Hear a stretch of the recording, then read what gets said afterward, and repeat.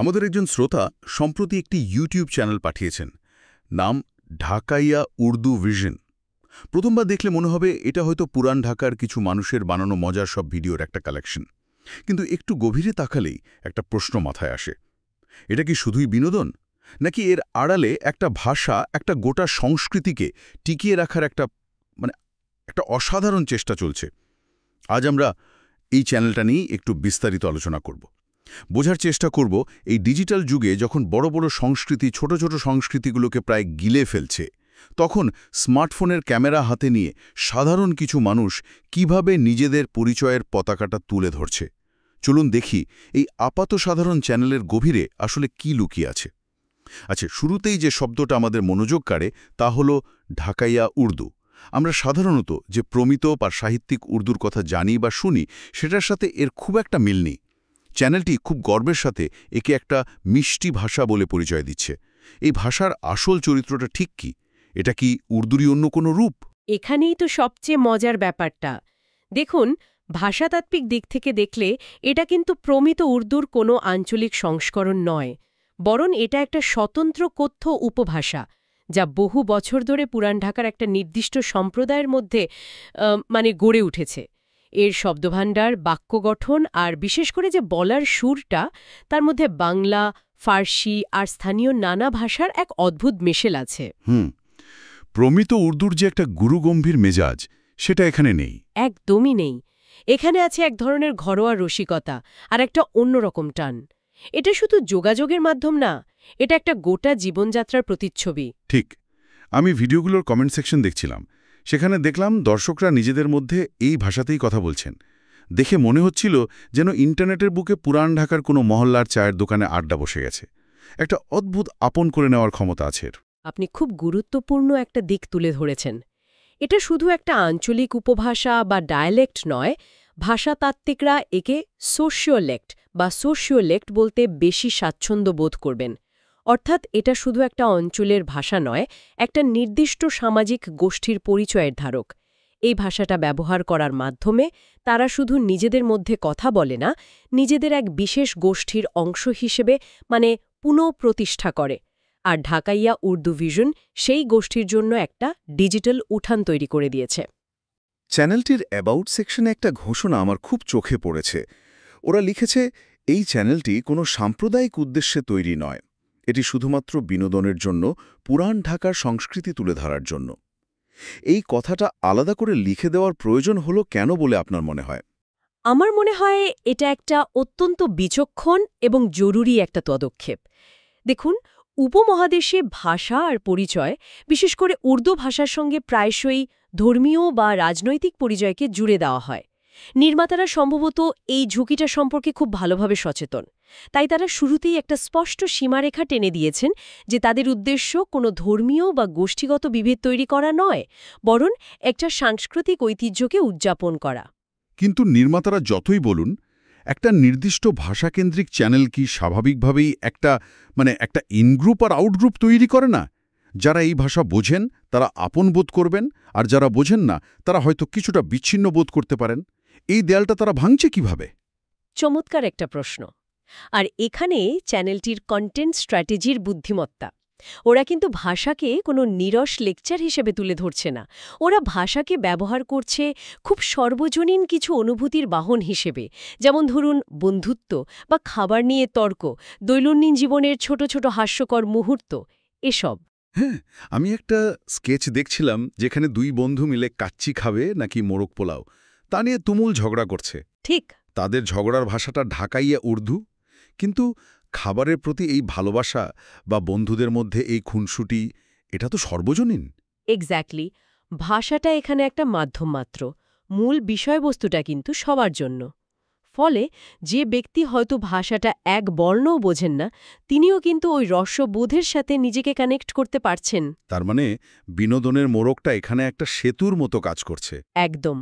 এবং এটা সংস্কৃতি সংরক্ষণের যে ধারণা, সেটাকেই নতুন করে ভাবতে শেখায়। আমরা যখন আর্কাইভ বা সংরক্ষণের কথা ভাবি, আমাদের মাথায় কি আসে? জাদুঘরে সাজিয়ে রাখা নিষ্প্রাণ বস্তু বা লাইব্রেরির ধুলো মাখা বই, তাই না? হ্যাঁ, ঠিক। প্রাতিষ্ঠানিক আর্কাইভগুলো ভাষাকে তথ্য হিসেবে হয়তো সংরক্ষণ করে, কিন্তু তার আত্মাটাকে হারিয়ে ফেলে। অন্যদিকে ঢাকাইয়া উর্দু ভিশন এই ভাষাকে জীবন্ত রাখছে তার রসবোধ, ঝগড়া আর দৈনন্দিন আড্ডার মাধ্যমে। এখন প্রশ্ন হলো, কোনটা আসলে বেশি কার্যকর সংরক্ষণ? একটা মৃত প্রজাপতিকে কাঁচের বাক্সে আটকে রাখা, নাকি প্রজাপতিটার উড়ে বেড়ানোর জন্য একটা বাগান তৈরি করা? আর তাদের ঢাকাইয়া উর্দু ক্লাস পর্বগুলো তো বেশ অন্যরকম। কোনো কঠিন ব্যাকরণের কচকচানি নেই, বরং খুব সাধারণ ব্যবহারিক বাক্য শেখানো হচ্ছে। ঠিক তাই। একটা পর্বে যেমন ওরা দেখাচ্ছিল ধুম শব্দটা কত বিচিত্র অর্থে ব্যবহার করা যায়। ধুম সে কাম চল রহে হ্যাঁ, মানে কাজ খুব ভালোভাবে চলছে। আবার এক ধুম লাগায়া, মানে একটা চড় মেরেছে। এই যে একটা শব্দের এত রকম ব্যবহারিক প্রয়োগ, এটা তো কোনো পাঠ্য বই থেকে শেখা অসম্ভব। এটা ভাষাবিদদের জন্যও কিন্তু একটা অসাধারণ কেস স্টাডি। ওরা ভাষার নিয়ম শেখাচ্ছে না, ভাষার ভেতরের প্রাণটাকে ধরিয়ে দিচ্ছে। তাহলে এর দর্শক কারা? চ্যানেলটির বর্ণনা অনুযায়ী যারা ঢাকাইয়া উর্দু বলতে ভালোবাসেন তাদের জন্য। তার মানে কি এর আবেদনটা মূলত ওই সম্প্রদায়ের মধ্যেই সীমাবদ্ধ?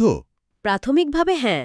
এর প্রথম এবং প্রধান দর্শক হল সেই সম্প্রদায় যারা হয়তো দেশে বা বিদেশে ছড়িয়ে ছিটিয়ে আছেন। তাদের জন্য এই চ্যানেলটা হল শেকড়ের সাথে যুক্ত থাকার একটা মাধ্যম, নিজেদের ঐতিহ্য নিয়ে গর্ব করার একটা ডিজিটাল স্পেস। কিন্তু এর আবেদন সেখানেই থেমে নেই। সেটাই আমি ভাবছিলাম। যারা ভাষাতত্ত্ব নিয়ে আগ্রহী, কিংবা ধরুন সমাজবিজ্ঞানী যারা ঢাকার বিভিন্ন গোষ্ঠী সংস্কৃতি নিয়ে গবেষণা করছেন, তাদের জন্য তো এটা একটা সোনার খনি। অবশ্যই। কোনো বই পড়ে যা পাওয়া যাবে না, সেই জীবন্ত উপাদান এখানে পাওয়া যাচ্ছে। আপনি যেটাকে সোনার খনি বলছেন, আমি সেটাকেই বলছি গণমানুষের আর্কাইভ বা পিপলস আর্কাইভ। এখানে কোনো প্রতিষ্ঠানিক ছাঁকনি নেই, কোনো গেটকিপার নেই। সাধারণ মানুষ নিজেরাই নিজেদের সংস্কৃতির ধারক, বাহক এবং প্রচারক হয়ে উঠেছে। তাদের আর কোনো গবেষক বা মিডিয়ার জন্য অপেক্ষা করতে হচ্ছে না যে কেউ এসে তাদের গল্পটা বলবে। আপনার এই গণমানুষের আর্কাইভ ধারণাটা বেশ আকর্ষণীয়, কিন্তু এর একটা উল্টো দিকও তো থাকতে পারে।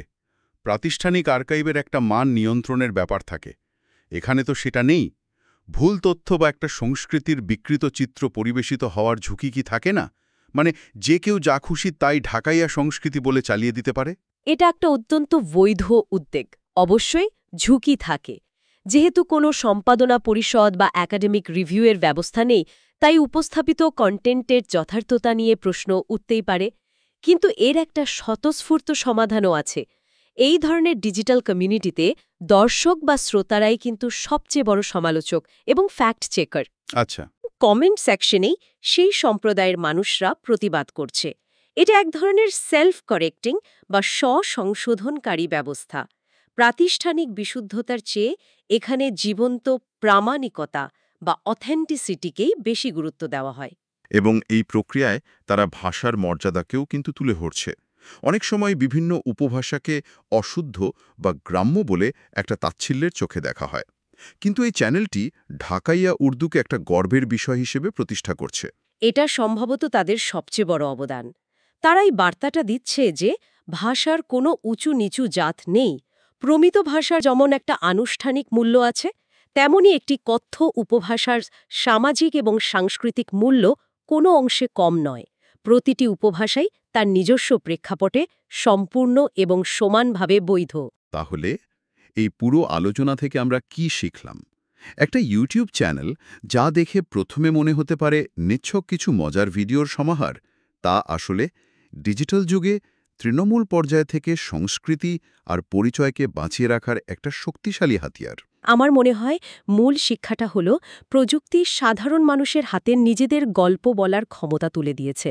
ঢাকাইয়া উর্দু ভিশন শুধু কিছু শব্দ বা বাক্যকে সংরক্ষণ করছে না, তারা সেই ভাষার সাথে জড়িয়ে থাকা একটা গোটা জীবনধারা, একটা সম্প্রদায়ের রসবোধ, তাদের খাদ্যাভ্যাস, তাদের মেজাজ, এই সব কিছুকে বিশ্ব দরবারে তুলে ধরছে। এটা ভাষার সংরক্ষণ নয়, এটা পরিচয়ের উদযাপন। আর সেই উদযাপনটা হচ্ছে কোনো রকম বিদ্বেষ বা বিভেদ ছাড়াই। তারা খুব সচেতনভাবে ভাষাকে দেয়াল তৈরির বদলে সেতু হিসাবে ব্যবহার করছে। এবং এটাই এই উদ্যোগকে এতটা গুরুত্বপূর্ণ করে তুলেছে। তারা শুধু তাদের নিজেদের সম্প্রদায়ের জন্য কন্টেন্ট তৈরি করছে না, তারা বাইরের মানুষকেও তাদের জগতে উঁকি দেওয়ার জন্য একটা জানালা খুলে দিচ্ছে। আপনি হয়তো ভাষাটা বুঝবেন না, কিন্তু তাদের হাসি ঠাট্টা, তাদের আড্ডা দেখে পুরান ঢাকার সংস্কৃতির প্রতিও আপনারও একটা আগ্রহ জন্মাবে। আমরা ঢাকাইয়া উর্দু ভিশন নামের একটি ইউটিউব চ্যানেল দিয়ে শুরু করেছিলাম, আর এর গভীরে ডোব দিয়ে পেলাম আত্মপরিচয়, সম্প্রদায় এবং ডিজিটাল যুগে সংস্কৃতি রক্ষার এক দারুণ জটিল কিন্তু আশাব্যঞ্জক গল্প। এবং সবচেয়ে অনুপ্রেরণার বিষয় হলো এই পুরো কাজটা হচ্ছে কোনো বড় ফান্ডিং বা প্রাতিষ্ঠানিক সাহায্য ছাড়াই। কিছু মানুষের ভালোবাসা, আবেগ আর নিজেদের ঐতিহ্যকে টিকিয়ে রাখার তীব্র ইচ্ছা থেকেই এই অসাধারণ কাজটি চলছে। সবশেষে আমাদের শ্রোতাদের জন্য একটা ভাবনা রেখে যেতে চাই। এই চ্যানেলটি আমাদের দেখাল ঢাকার মতো একটি বাংলাভাষী মেগা সিটির একেবারে কেন্দ্রবিন্দুতে একটি ভিন্ন ভাষার ঐতিহ্য কিভাবে সযত্নে লালিত হচ্ছে।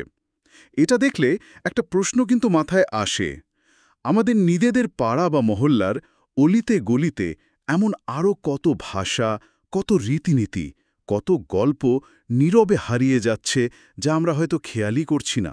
কে জানে সঠিক প্ল্যাটফর্মের অভাবে এমন কত সুর আমাদের কান পর্যন্ত পৌঁছানোর আগেই মিলিয়ে যাচ্ছে।